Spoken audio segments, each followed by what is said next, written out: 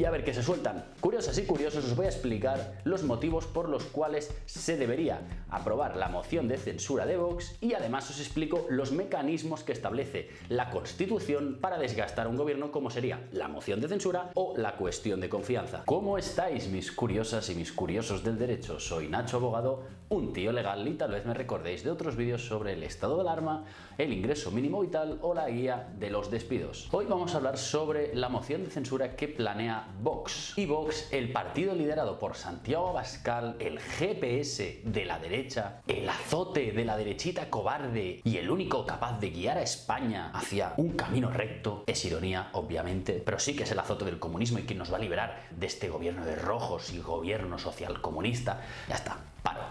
En fin.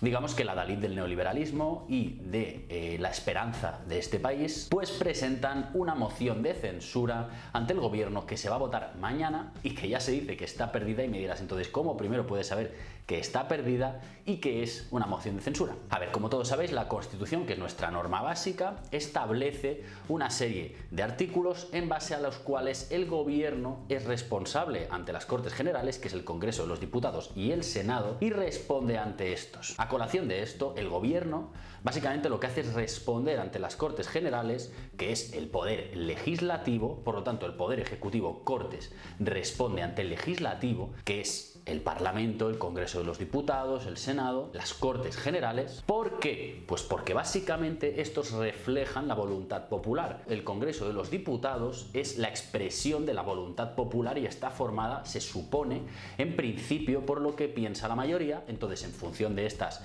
mayorías queda representado.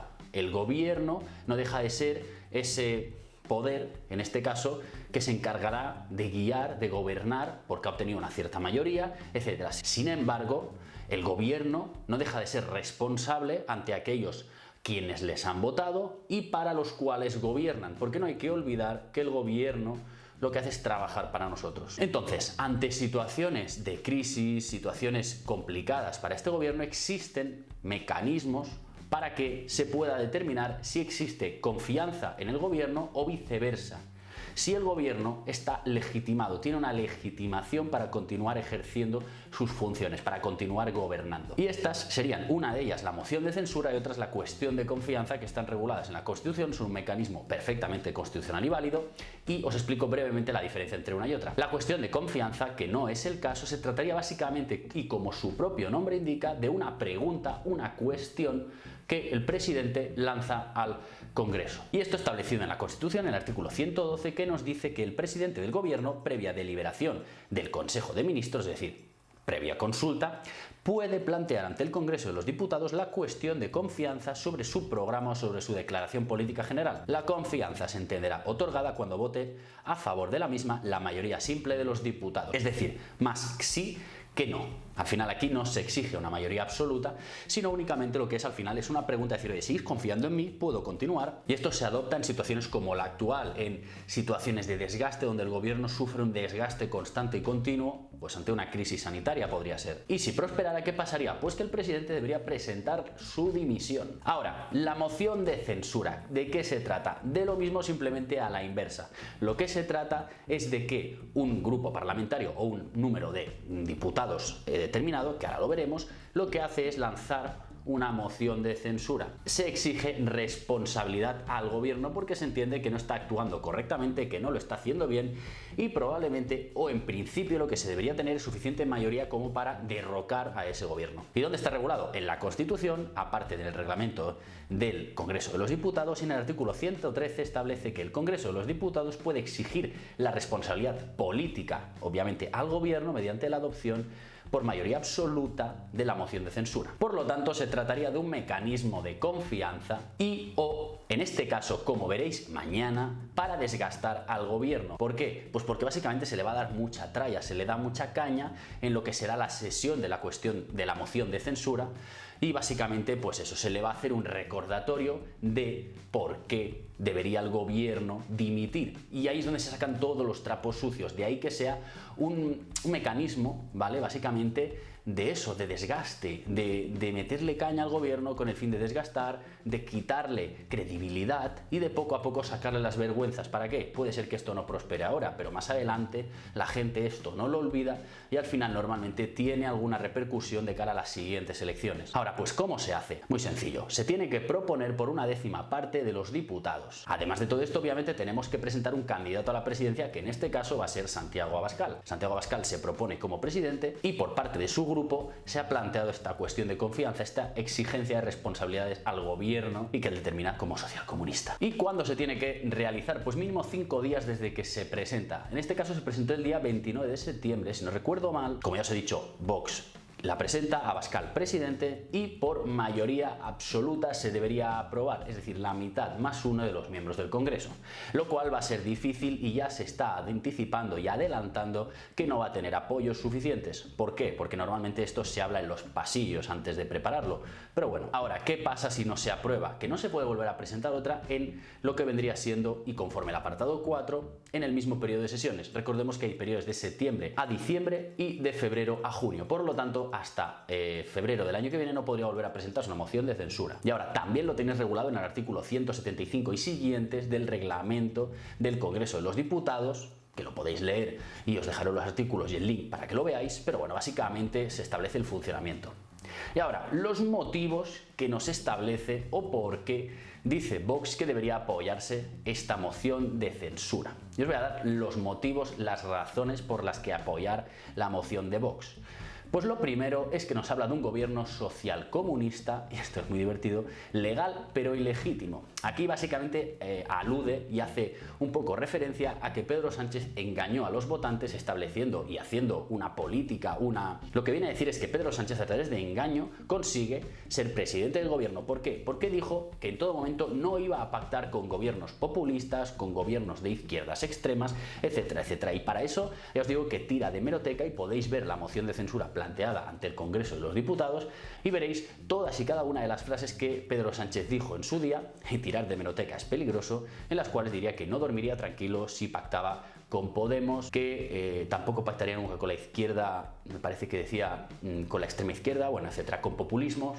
Por lo tanto, básicamente está diciendo, no has hecho lo que decías. Y en definitiva, mintió porque al cabo de 24 horas de las elecciones empieza a realizar un pacto con Podemos para poder gobernar. Por lo tanto, al final el poder corrompe y donde dije digo, digo Diego. Otro de los motivos principales es la gestión nefasta de la pandemia que ha hecho el gobierno. Y es que para aquí tira una serie de reproches que ya os digo, que pese a ser un país con las medidas más restrictivas, somos uno de los países y estamos encabezando el ranking mundial de efectos devastadores que ha dejado el COVID. En primer lugar, el sector sanitario es de los más contagiados de Europa, que ya os digo, más de 61.000 contagios, y también tenemos un récord en fallecidos, ancianos y en contagiados. Las residencias han sido unas gestiones nefastas. Hay residencias, normalmente son privadas, aunque también ha habido públicas, con una gestión nefasta. Han dejado prácticamente morir a los ancianos sin dar prácticamente medidas de ningún tipo, y lo sé de buena mano. Es decir, ni medidas ni a los trabajadores tampoco para evitar esos contagios a la gente mayor. Por otro lado,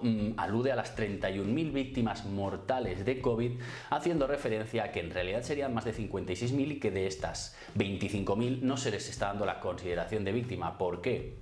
Bueno, en otro de los motivos alude a que el gobierno ha dejado totalmente a la deriva a las comunidades autónomas con la vuelta al cole. No establece ningún tipo de medida restrictiva de cara a esta situación y deja a los gobiernos autonómicos que hagan lo que les dé la gana. Es decir, vosotros os encargáis, y por lo tanto el gobierno dice que se desentiende y no asumió ningún tipo de responsabilidad. Y aquí, por otro lado, en cuanto al mercado laboral, se establece que hay 55.000 parados más, y entiendo que no son las personas afectadas por los ERTES, aunque si bien tuviéramos en cuenta estas cifras serían mucho mayores. Así como también critica que ahora mismo estamos ante más de un 15% de paro, con más de 3.368.000 parados, y esta cifra va en aumento, lo cual, a colación del siguiente motivo, es que hay más de 150.000 personas en ERTE sin cobrar a día de hoy. Es decir, estamos desde marzo en estado de alarma y más de 150.000 personas, familias, no han cobrado el ERTE, lo cual sin duda deja una nefasta actitud por el gobierno en cuanto a la gestión que ha realizado de esta crisis. Y con esto, datos desesperanzadores para las empresas. En agosto se estableció que hubo más de 240.000 empresas que cerraron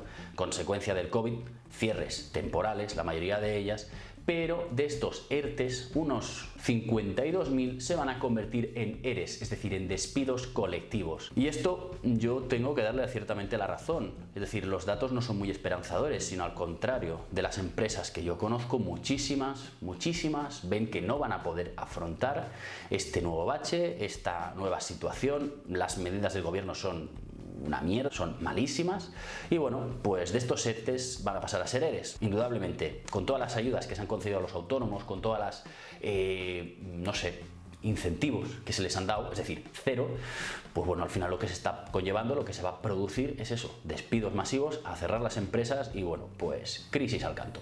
Y por otro lado nos habla de recesión económica, que estamos ante una caída brutal del PIB, ya vemos que también estamos además ante incrementos de impuestos, colas de hambre en los bancos de alimentos, y nos alude a una política de inmigración irresponsable donde han entrado muchísimos inmigrantes ilegales. Y por último, una crítica a la ley de memoria democrática, no podía faltar, donde se dice que quiebra la concordancia nacional, deslegitima la transición y que trata de imponer a través de aulas, de medios de comunicación, la verdad histórica del gobierno. Por lo tanto, los motivos de la moción de censura no dejan de ser motivos puramente políticos, de motivos de desgaste y que tienen, ya os digo, por finalidad sacar los trapos sucios del gobierno y normalmente tienen que ver en los resultados electorales posteriores. Ahora, ¿saldrá o no saldrá? Bueno, ya sabéis que no, porque no cuenta con apoyos, e incluso más va a ser crítica para otros grupos parlamentarios y cómo alzar la bandera por parte de Vox de cara a establecerse como la única esperanza por parte de España, como la derecha, ¿no? Digamos, entonces, al final no va más dirigido hacia el gobierno, sino yo creo hacia los propios votantes del PP para captar votos. Pero bueno, ya veremos cómo acaba o cómo se desarrolla esta sesión, que va a ser, si no recuerdo mal, mañana, día 21, y a ver qué se sueltan. Seguramente no van a arreglar absolutamente nada, así también se pierde tiempo por parte del gobierno y por parte de los miembros del Congreso, que en vez de luchar por nuestros derechos, lo que hacen es batallitas entre ellos. Pero ya estamos muy acostumbrados, triste, pero cierto. Lo dicho, curiosos, espero que os haya gustado el vídeo, meramente informativo. Si es así, le dais un like, os suscribís al canal y nos vemos en próximos vídeos.